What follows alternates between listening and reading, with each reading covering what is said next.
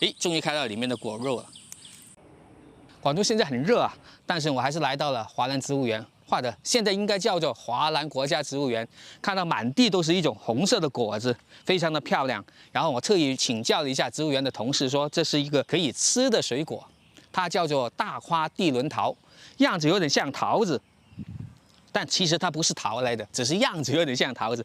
我去给大家捡一个看看啊。虽然树上是有许多的，但是千万不要过来摘，这是植物园的观赏的植物，不是给我们去采摘的。所以我们捡地上的那些掉下来的果子去感受一下就可以了。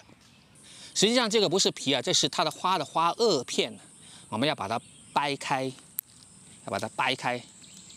你看一片片的，诶，终于开到里面的果肉了。我是第一次看到。 有点像那个山竹的结构啊，一层层一个个果肉的，有点像山竹啊。哎，看起来挺好吃的哦，酸酸甜甜的。但是有些人可能看起来觉得比较恶心啊，味道挺特别，就像那种我们的山华梨、我们的华梨、我们的李子、华李子，有点像那种味道，酸酸甜甜的。但是它的结构就是一层一层的，像山竹那种结构啊，挺好吃的味道，但是可能。 我估计很多人不习惯啊，我是挺能接受的。好了，这个就是大花地轮桃，记住了吗？